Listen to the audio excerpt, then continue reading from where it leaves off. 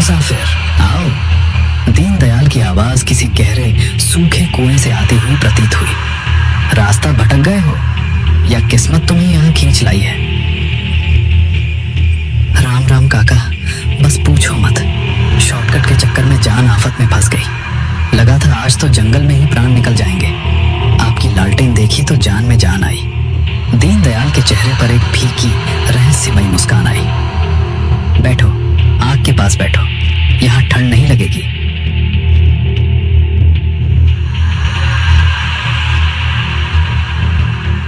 आग की तपिश मिलते ही उसे स्वर्ग जैसा अनुभव हुआ।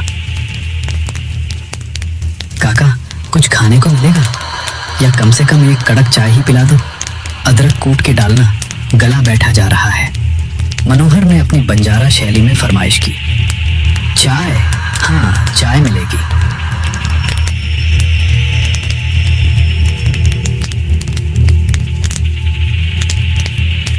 मनोहर को वहां का माहौल कुछ अजीब लगा।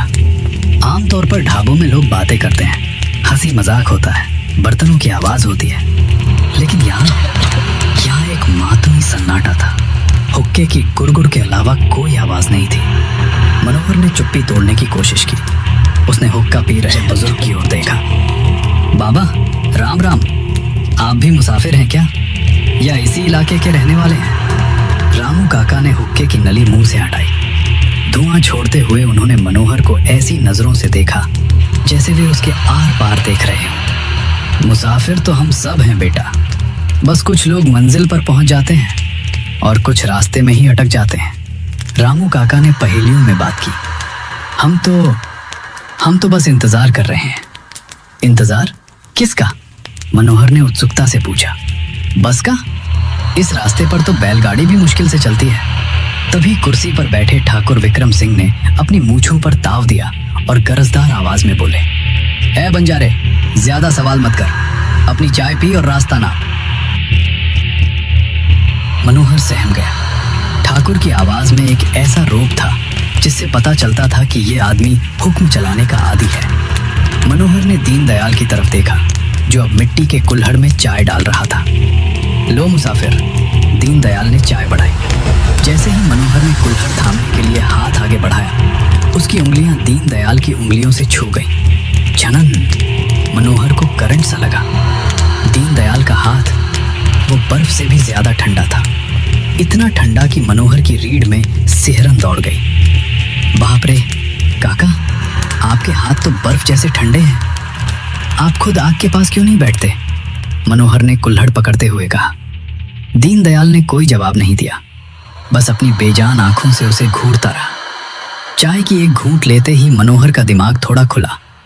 उसने हिम्मत जुटाकर कहा, माफ करना ठाकुर साहब, पर रात बहुत काली है और मन घबरा रहा है। सुना है इन जंगलों में पुरानी हवेलियां और भूत प्रेत के किस्से बहुत हैं। आप लोग तो यहीं के लगते हो, कोई किस्सा ही सुना दो ताकि रात कट जाए। भूत शब्द सुनते ही ढाबे का तापमान अचानक गिर गया। अंगीठी की आग जो अब तक पीली थी अचानक नीली लपटों के साथ जलने लगी। कोने में बैठी लाल साड़ी वाली लड़की का घूंघट हल्का सा हिला, जैसे किसी ने आह भरी हो। ठाकुर विक्रम सिंह ने मेज पर मुक्का मारा। बकवास बंद कर, भूत वूत कुछ नहीं होते, ये सब कमजोर दिल वालों का वहम है। ठाकुर की आवाज ऊंची थी, लेकिन मनोहर ने गौर किया कि ठाकुर की आंखों में डर तैर रहा था। रामू काका ने एक लंबी सांस ली और आगे झुक गए। वहम नहीं है ठाकुर, सच है, और सच को जितनी देर दबाओगे वो उतना ही भयानक होकर बाहर आएगा। रामू काका ने मनोहर की आंखों में देखा। सुनना चाहता है कहानी? तो सुन। ये कहानी किसी किताब की नहीं, इसी जमीन की है, इसी रात की है, 50 साल पहले। रामू काका की आवाज अब बदल चुकी थी। वो एक कथावाचक की तरह बोल रहे थे। ये जगह जिसे आज तुम बीरानपुर के जंगल कहते हो, 50 साल पहले यहाँ सुंदरगढ़ नाम का एक खुशहाल गांव हुआ करता था। खेतों में फसल लहलहाती थी और शाम को चौपाल सजती थी। इसी गांव के मंदिर के पुजारी की एक बेटी थी, लाजो। रामू काका ने कांपती उंगली से कोने में बैठी लड़की की ओर इशारा किया। मनोहर की सांसें अटक गईं। क्या वो लड़की कहानी का हिस्सा है? लाजो, जैसा नाम वैसा रूप, सावली सलोनी, आंखों में ममता और बोली में मिश्री। गांव का हर इंसान उसे अपनी बेटी मानता था। लाजो का दिल आया गांव के ही एक किसान के बेटे किशन पर। किशन नेक दिल और मेहनती लड़का था। दोनों की जोड़ी ऐसी थी जैसे राम और सीता। पुजारी जी राजी हो गए और शादी की तारीख पक्की हो गई। मनोहर मंत्रमुग्ध होकर सुन रहा था। फिर क्या हुआ काका, सब ठीक तो था? रामू काका ने ठाकुर की ओर देखा जो अब पसीना पोंछ रहा था। सब ठीक था तब तक जब तक इस कहानी में रावण नहीं आया।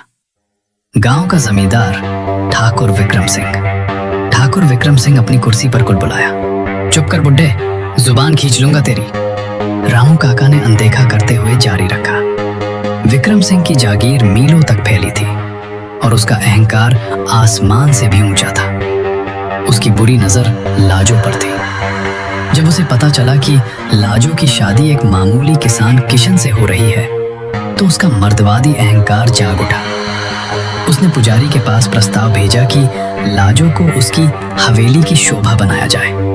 पुजारी ने इनकार कर दिया। बस यही इनकार विक्रम के सीने में खंजर की तरह चुभ गया। मनोहर ने डरते हुए पूछा, फिर ठाकुर ने क्या किया?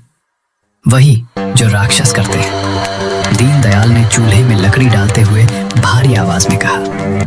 दिसंबर की अमावस की रात थी, बिल्कुल आज जैसी। कोहरा छाया हुआ था। शादी में बस 2 दिन बचे थे। लाजो के घर में मंगल गीत गाए जा रहे थे। विक्रम सिंह ने अपने 2 वफादार कुत्तों को साथ लिया, एक मैं, दीनदयाल, और एक ये रामू।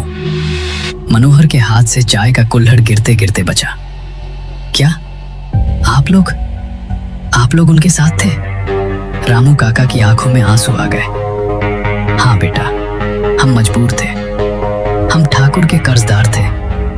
उसने कहा था अगर आज उसका साथ नहीं दिया तो हमारे बच्चों को मार डालेगा। हम कायर थे, हम पापी थे।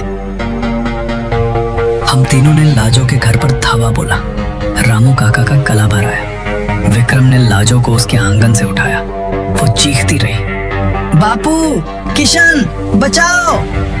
लेकिन गांव वाले ठाकुर के डर से दरवाजे बंद करके दुबक गए। हम उसे घसीटते हुए इसी जंगल में ले आए, इसी जगह जहां आज ये ढाबा खड़ा है। तब यहाँ एक पुरानी खंडहर हवेली थी। ठाकुर विक्रम सिंह अब खड़ा हो चुका था। वो चिल्लाया, मैंने उसे प्यार किया था, वो मेरी थी, उसे मेरे पास होना चाहिए था। रामू काका ने कड़वी हंसी हंसी। प्यार? उसे हवस कहते हैं ठाकुर। जब लाजो ने यहाँ भी तुम्हारे पैरों में गिरने से मना कर दिया और कहा कि वो मर जाएगी लेकिन किशन के अलावा किसी की नहीं होगी, तो तुमने क्या किया? ढाबे में खामोशी छा गई। सिर्फ आग के चटकने की आवाज आ रही थी। विक्रम ने अपना आपा खो दिया। रामू काका ने धीमी आवाज में कहा। उसने अपनी रेशमी पगड़ी खोली और लाजो के गले में फंदा डाल दिया। लाजो छटपटाती रही। उसकी बड़ी बड़ी आंखें हम दोनों को देख रही थी, भीख मांग रही थी, लेकिन हमने कुछ नहीं किया। दीनदयाल ने उसके पैर पकड़े और मैंने उसके हाथ, और विक्रम ने फंदा कस दिया। मनोहर की रूह कांप गई। वो पसीने से तरबतर हो गया। उसे लगा जैसे उसे भी सांस लेने में तकलीफ हो रही है। वो मर गई। हमने उसकी लाश को उसकी लाल शादी की साड़ी समेत पास के सूखे कुएं में फेंक दिया। दीनदयाल ने अपनी बात जोड़ी। अगले दिन किशन ने लाजो के गम में उसी कुएं में कूदकर जान दे दी। पुजारी जी सदमे में मर गए। पूरा परिवार खत्म हो गया। मनोहर ने डरते हुए पूछा, तो पुलिस? किसी ने कुछ नहीं किया? ठाकुर विक्रम सिंह हंसा, एक खोखली हंसी। पुलिस? कानून मेरी जेब में था। गवाह खरीदे गए, रिपोर्ट लिखी गई कि जंगली जानवर ने हमला किया था। मैं बरी हो गया, मैं जीत गया था। नहीं ठाकुर, तुम जीते नहीं थे, रामू काका बोले। तुमने बस अपनी मौत को दावत दी थी। ठीक 1 साल बाद फिर से वही दिसंबर की अमावस आई। हम तीनों शिकार खेलने जंगल आए थे। मौसम अचानक बिगड़ा, बिल्कुल आज की तरह। हम रास्ता भटक कर इसी जगह आ गए। तब हमें वो आवाज सुनाई दी, छम छम छम। रामू काका की आंखें फैल गई। पायल की आवाज, और फिर कोहरे से वो निकली। कौन? मनोहर ने सांस रोके पूछा। लाजो, दीनदयाल बुदबुदाया। लेकिन वो इंसान नहीं थी। उसका शरीर नीला पड़ चुका था, उसकी गर्दन टेढ़ी थी और उसकी आंखें, हे भगवान, उसकी आंखें अंगारों की तरह जल रही थी। उसने कुछ नहीं कहा, उसने बस हमें देखा। रामू काका अपनी छाती पकड़ने लगे, जैसे उन्हें वो दर्द फिर महसूस हो रहा हो।